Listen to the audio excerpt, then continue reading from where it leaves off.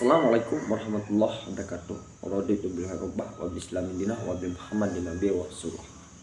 Puji syukur kehadirat Allah Subhanahu wa taala yang telah melimpahkan rahmat karunia serta hidayah yang memberikan kita kenikmatan iman, siang, belajar. Itu adalah kenikmatan yang diberikan Allah Subhanahu wa taala. Salawat serta salam tak lupa pula kita haturkan kepada junjungan kita, yaitu Nabi besar Muhammadin Sallallahu Alaihi Wasallam yang telah membawa kita dari zaman jahiliyah menuju zaman yang telah mendatang. Baik, perkenalkan, nama saya Atatan Irawan, Prodi KPI semester 3. Alamat sebenarnya hari ini saya akan menjelaskan mengenai materi kecemasan dan hambatan dalam komunikasi. Jadi materi ini adalah mata kuliah dari elektronika dakwah. Jadi apa sih? Kenapa orang itu kalau berkomunikasi pasti ada rasa kecemasan? Jadi kita lihat secara bersama, kawan-kawan. Kita mengetahui definisi dulu apa itu kecemasan dalam berkomunikasi. Jadi kecemasan komunikasi itu yaitu ketakutan, kekhawatiran yang berupa perasaan negatif yang dirasakan individu dalam melakukan komunikasi, baik dalam situasi komunikasi yang nyata ataupun komunikasi yang dilakukan individu dengan orang lain maupun orang banyak. Sedangkan mengemuka bahwa kecemasan komunikasi merupakan suatu jenis fobia sosial yang ditandai dengan adanya suatu pemikiran bahwasanya dirinya akan dikritik atau dinilai jelek oleh orang lain. Bahwasanya di sini kita lihat kecemasan dalam berkomunikasi itu seperti kita berkomunikasi di depan umum, pasti rasa kecemasan itu ada di pikiran kita, yaitu ketakutan kita terhadap orang banyak. Itu yang membuat kecemasan kita. Penghambatnya itu di situ. Karena yang pertama tidak menguasai materi dan tidak menguasai lingkungan itu, kawan-kawan. Jadi ada pendapat lain juga disampaikan oleh Vincent Kroskin 1984 yang menyatakan bahwa kecemasan komunikasi itu adalah individual assessment proses yang tingkat ketakutan atau kecemasan komunikasi individu, baik komunikasi yang nyata atau komunikasi antara individu yang lain dengan orang banyak. Biasanya terjadi kalau yang terjadi saat kecemasan kita dalam berkomunikasi itu, yaitu di sebuah kelompok kecil atau di sebuah organisasi kita melakukan diskusi. Disitulah kecemasan kita tertimbul di diri kita ini, kawan-kawan. Jadi kekhawatiran kita itu yang pertama, takut salah. Itu aja, kawan-kawan. Kategori kecemasan dalam berkomunikasi. Berarti nomor Michael Kroksin 19 menjelaskan ada 4 jenis kecemasan komunikasi, yaitu CA, yang dimana adanya pandangan setiap individu kecenderungan kecemasan komunikasi yang relatif stabil dan panjang waktunya ketika seorang dihadapkan pada berbagai konteks komunikasi. Sebagai contoh pada saat berdiskusi, pertemuan atau meeting maupun komunikasi dalam suatu kelompok. Jadi di sini menjelaskan komunikasi itu yang seperti saya menjelaskan tadi, saat kita berdiskusi di kelompok kecil, disitulah kita menimbul kecemasan dalam berkomunikasi itu, kawan-kawan. Gregetan kita, kekhawatiran kita, ketakutan kita, kekhawatirannya untuk apa? Takut salah. Itu yang membuat kecemasan kita, penghambat komunikasi kita itu, kawan-kawan. Yang beda generalized contact CA, kecemasan komunikasi yang muncul ketika individu harus berbicara di depan umum, public speaking, tetapi dia tidak mengalami kecemasan pada tipe komunikasi yang lain, atau dalam istilah lain, kecemasan komunikasi yang dialami oleh tipe-tipe ini akan berubah konteks. Contohnya ketika individu berbicara di depan, maka kecemasan tersebut hanya terjadi pada beberapa situasi. Jadi di sini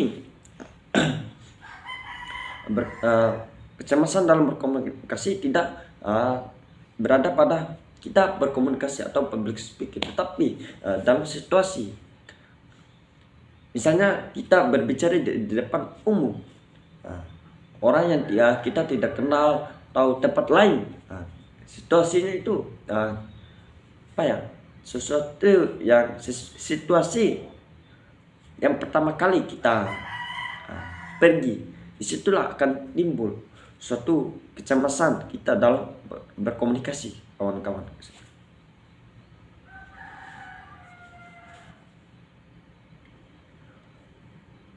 Kecemasan komunikasi yang dialami oleh seorang ketika ini person grup CA, kecemasan komunikasi oleh seorang ketika ia berkomunikasi dengan tipe orang tertentu tanpa memandang waktu atau kondisi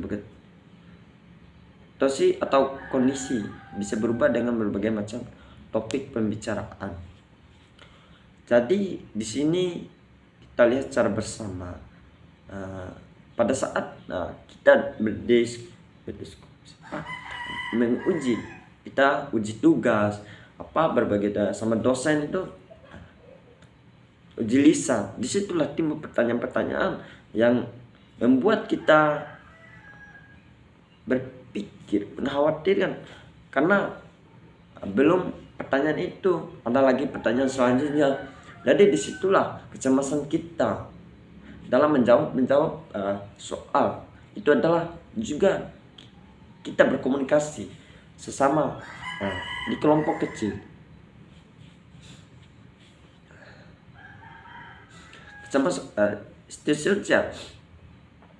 Kecemasan komunikasi berubah dengan situasi, mendapatkan perhatian.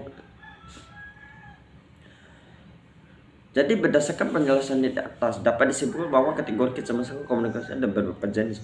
Individu mengalami berbagai kecemasan. Aspek kecemasan berkomunikasi. Dari berbagai jenis kategori kecemasan,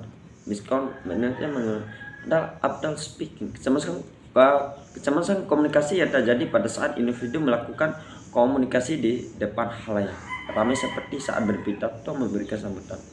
Seperti halnya tadi kita berbicara di depan umum saat kita berpidato atau sambutan lainnya, pasti di situ akan timbul rasa kecemasan.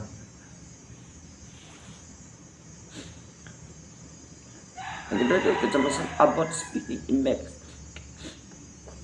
Kecemasan komunikasi yang terjadi pada saat individu berada pada dalam sebuah format. Ini adalah pada saat kita rapat, pertemuan penting di dalam sebuah kelompok kecil. Disitulah timbul rasa kecemasan kita dalam berkomunikasi, kawan-kawan. Jadi inilah yang harus amat penting, kita harus menguasai dulu sebelum kita melakukan pertemuan atau rapat, teman-teman. Apapun ini adalah sebuah banyak yang dialami oleh banyak orang, kawan-kawan. Jadi yang ketiga adalah kecemasan komunikasi dalam kelompok kecil. Contohnya itu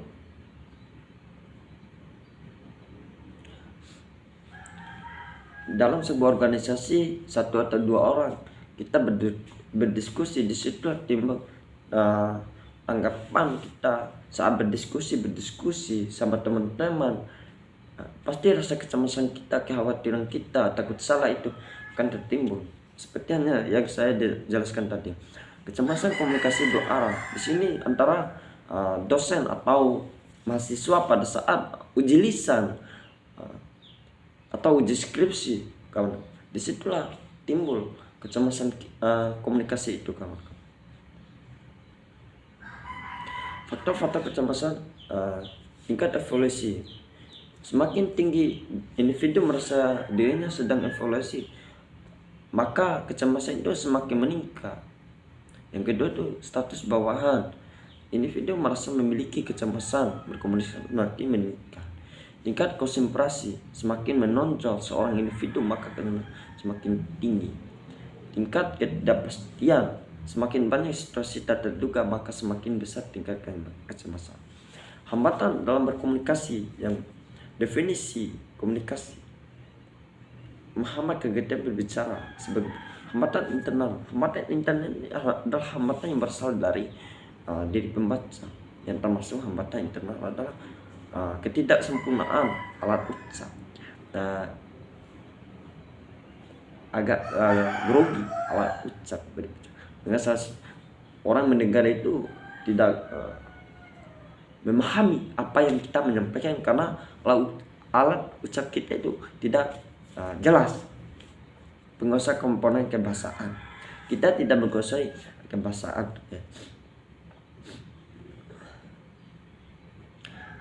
Hambatan eksternal itu adalah suara atau bunyi. Ketika berbicara, misalnya menyampaikan informasi, ketika pidato ada komentar dari para pendengar yang negatif, hal itu akan memenuhi mental pembicaraan. Disitulah suara atau bunyi. Kondisi ruangan, kegaduhan, keributan kecil yang terjadi di ruangan itu membuat konsentrasi pembicaraan menjadi buyar. Disitulah penghambat dalam berkomunikasi. Misalnya media, misalnya pembicara ketika menjelaskan tentang suatu informasi mengenai bentuk segitiga, maka harus menyiapkan media yang mendukung sehingga pendengar lebih paham mengenai bentuk segitiga. Pengetahuan pendengar, pembicara yang baik adalah pembicara yang mampu mengetahui sejauh mana pengetahuan yang memiliki para pendengar itu. Jadi kesimpulannya, kecemasan dalam berkomunikasi ini bisa terjadi adalah kecemasan yang pasti dirasakan oleh banyak orang. Kecemasan komunikasi itu ketakutan, khawatir. Bagaimana supaya kecemasan dalam komunikasi itu tidak merasa kecemasan? Ya, kita harus menguasai dulu materi apa yang kita ingin menyampaikan pada saat kita pidato atau ada kelompok-kelompok kecil. Disitulah kita harus belajar terlebih dahulu.